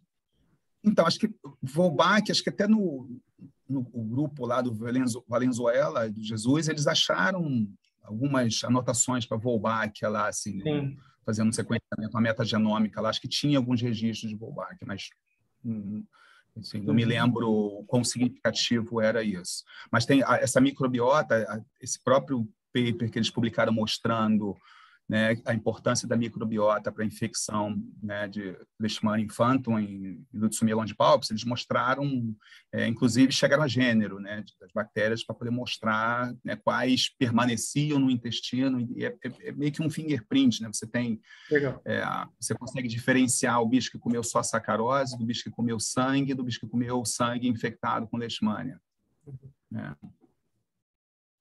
Pergunta, gente? E aí, essa coisa da microbiota, até o próprio grupo lá do David Sachs, né, que sugeriu, né, que a importância da microbiota era exatamente ajudar a diminuir o potencial osmótico causado lá pela sacarose, pelos açúcares na dieta, né? Sim. Ele mostra alguns experimentos lá, né, botando diferentes concentrações de sacarose na dieta e vê que isso influencia na quantidade, na viabilidade da leishmania. Eu não sei se isso serviria, porque ele usou, na verdade, a Leishmania major com Phlebotomo papatase, né? Agora, não sei se isso seria verdade, por exemplo, para a Leishmania mexicana e para a Lutzumia longipalpis. O próprio Genta mesmo, a Samara tem um artiguinho mostrando que se você der só água para eles, você vai ter Leishmania no intestino, só que na porção posterior do intestino, não na porção anterior, porque esse gradiente de açúcar é importante para atrair a Leishmania lá para a válvula de Stomodeu. Beleza. Acho que o Otávio quer perguntar. Otávio. Eu tenho. Eu perdi a primeira parte, então vou fazer só da segunda parte aí da lutsomia. Beleza, muito bem-vindo. Obrigado. Foi muito legal. Eu tenho um carinho especial por matriz peritrófica, né? Enfim, continuando aí a história do grupo com matriz peritrófica. E deixa eu te fazer uma pergunta. Você, quando tratou com quitinase, você reduziu a parasitemia, não foi isso que você mostrou naquele gráfico do... Isso. E aí, ou seja, você tirou a matriz peritrófica, por exemplo, e expôs, teoricamente, o tecido a seja lá o que tiver no conteúdo alimentar. Seja microbiota, seja M, ferro, enfim, que seja. E aí, quando você dá urato, não foi isso? Você reduziu, você recuperou os níveis de infecção. De parasita. Eu não vi microbiota, não vi as bactérias cultiváveis nesse mesmo tratamento. Essa é a minha dúvida. Agora. Essa era a minha dúvida. A microbiota, você não sabe o que acontece. Exatamente. Isso é super interessante analisar, principalmente até nessa resposta do epitélio, aumentar a produção de peróxido de hidrogênio. A ideia é fazer com antibiótico e sem antibiótico para descartar ou não, né, o papel da microbiota nesse disparo aí. Entendi. Agora, esse daí, para ver como é que fica a microbiota na presença de urato, também é interessante. Pode ser. Você sabe, outra coisa, você sabe qual é a fonte de ROS ou de peróxido desse sistema? É Duox? É alguma outra NADPH oxidase? Não sei. Na época eu tinha visto a expressão de Duox e assim, ela não aumentava nos mesmos níveis condizentes com o controle da quantidade de peróxido de hidrogênio no intestino. Então, até o Rod Dillon falava assim, acho que até o Hector, na época, cheguei a conversar isso com ele, falei, realmente não está tão convincente assim de que é Duox. Mas a expressão de Duox é complicada. Não é controlada transcricionalmente, ela é controlada por sinal de cálcio. Por cálcio, ela fica desligada porque ela tem, enfim, ela tem um domínio de ligação de cálcio. Então, você tem um canal de cálcio que é acionado e é o que faz ela funcionar ou não funcionar. De repente fazer e aí ela responde a componente da microbiota também, né? Sim, tem você um trabalho, pode silenciar ela e aí o nível da proteína cai. E aí a proteína não estando lá, ela não responde ao cálcio, né? Então o silenciamento com ela funciona. Mas você imaginar acompanhar variações no transcrito num desafio microbiano não é um experimento razoável, entendeu? Não é o que é esperado. O mais interessante é isso mesmo, silencia e vê o que acontece com todo, né? Ou seja, com a quantidade de peróxido, isso é legal. Uma outra coisa que eu fiquei pensando é que naquela foto que você mostrou de marcação de corpúsculo lipídico, quando você dá a quitinase, né? você, não sei se você teve essa sensação ou se é um bias da figura que você mostrou, mas você teve a sensação de que o tecido tá mais danificado?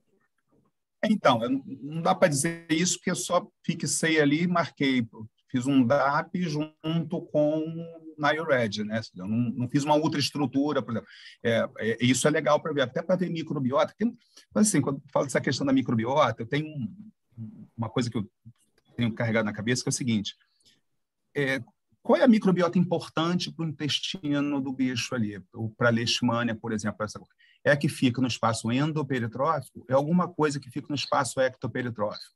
Ou seja, e aí a microscopia eletrônica pode ajudar até para olhar um pouco, ver se tem bactéria nesse espaço ectoperitrófico. Não. Isso que eu E aí eu mas posso ajudar para... Fica a bactéria no espaço ectoperitrófico? Ele é grande o suficiente para ter uma bactéria ali? Bom, né? Porque ele, porque a leishmania adere no espaço ectoperitrófico. Flebotomínio, sim.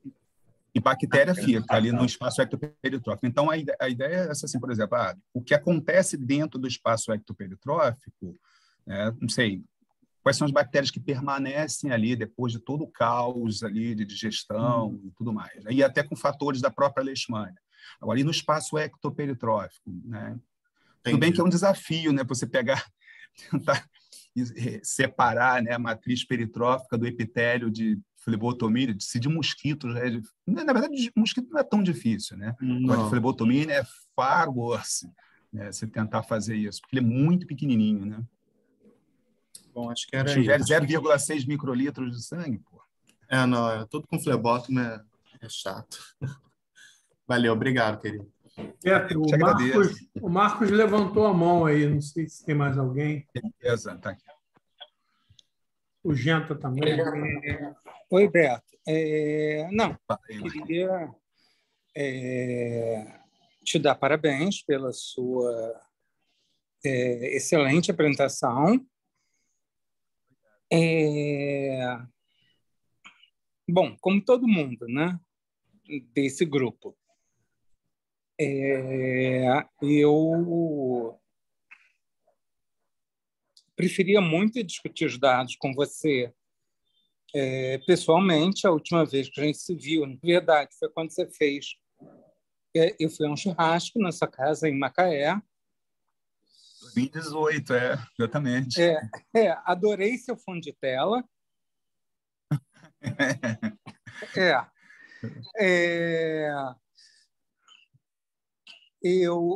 Deve ter sido 2018, por aí. Eu fiquei bem, imagino como Genta, emocionado quando você mencionou nos seus dados o Hector, que, na verdade, foi quando eu estava me mudando de Paris para Glasgow. Embora eu já o conhecesse de quando ele era pós-doc do Genta, foi a pessoa que me acolheu, me disse, não, vem para cá, fica aqui em casa, até você conseguir alugar um apartamento. Enfim. O Hector, né? Era o Hector, né? Era um cara incrível. A última vez que eu falei com ele foi quando ele estava todo feliz me dizendo que ele tinha conseguido uma posição no México. Depois ele se mudou, eu ainda não minto, eu já tinha saído da Escócia. Ele foi o cara que foi lá e fez o rapa na minha casa, tudo que ele queria e eu não estava levando, ele pegou. Enfim, era um cara incrível. Mas, enfim, é parte. O que eu vou falar é que tem assim, um sujeito, eu estou tentando lembrar aqui o nome dele, mas não me lembro de jeito nenhum. Mas é um cara que vai sempre naquele congresso mosquito na Grécia. Se eu não estou enganado, ele é da Caltech. E ele tem um artigo lindo, eu acho que é no PNAS, mas eu posso estar errado, sobre essa coisa da mudança da microbiota, eu acho que é anófilis, da mudança da microbiota de mosquitos que comem e não comem sangue. E é um troço absurdo, assim, é completamente radical. O impacto é grande. Assim, a microbiologia já sabia disso, né? Entre agar e agar-sangue, você tem uma discrepância bizarra do que cresce ou não cresce. E aí ele tem um artigo, eu acho que é PNS, mas não tenho certeza, super bonito sobre isso. Aí dá uma olhada depois. Esse do grupo lá do Jesus também é bem assim, eles têm investido bastante na questão da microbiota lá também, né? Inclusive no próprio grupo publicou depois que algumas das bactérias que são selecionadas pela leishmania no intestino, elas são regurgitadas no local da picada também. Não, sangue. Isso é muito legal. Sangue, isso não tem dúvida. Assim, a microbiologia de 50 anos atrás já diz isso, quando você compara agar com agar-sangue. É um meio super seletivo. Eu chutaria que é por causa do N, mas é um chute. Mas é um componente interessante, é uma coisa interessante. É uma coisa interessante. E é um fato, assim, esse grupo, por exemplo, documentou isso super bem, eu acho que tem outros artigos mais novos, mas vale a pena dar uma olhada nisso, porque não é um campo inexplorado, não. Sim, exatamente. Não, em outros modelos tem bastante contribuição mesmo. Em Anopheles mesmo tem muita coisa boa. Gente, a gente vai precisar encerrar aí. A gente pode marcar uma hora, um bate-papo. Legal. Não sei se o Genta queria falar. Não, tranquilo. Marquito, o Genta, a gente precisa conversar depois, cara, por algumas coisas, até para a gente fazer. Não, com certeza. Olha só, Beto. Você também, Marquito. Mim, quando você quiser. Beleza. Só me escrever. Show, valeu, cara. Valeu, Betão. Fernando também, gente. Parabéns. Escrever para a gente conversar. Maravilha. Valeu, gente. Eu que agradeço a oportunidade. Tá bom, Um abraço. Parabéns, Gil. Muito obrigado. Legal. Valeu, obrigado. Muito bom. Valeu. Quer dizer que, diferentemente do Marquito, eu não suportei o seu fundo de tela. Poxa vida. O mais bonito que eu pude achar para essa ocasião. Estou fazendo um agravo aqui, como boa vascaína. Pô, podia botar outro Botafogo, mas aí uma pessoa aqui, pô, ia faltar Botafoguista está sensível hoje, né? Quando o Botafogo perdeu, foi muito interessante, porque estava 3-0 Corinthians, o Botafogo fez um gol e foi muito interessante, porque assim, todas as 50 pessoas presentes no estádio começaram a comemorar imediatamente. Foi incrível. Imediatamente 50 cervejas foram vendidas, né? Torcida organizada, toda a torcida foi para o estádio. Pô, cara, a união dos botafoguenses realmente é impressionante. Todos os 50 estavam lá pulando. Gente, boa noite para vocês. Tchau. Valeu, gente. Obrigado. Tchau, pessoal. Um abraço. Boa noite. Um abraço, gente. A gente conversa até terça. Até mais.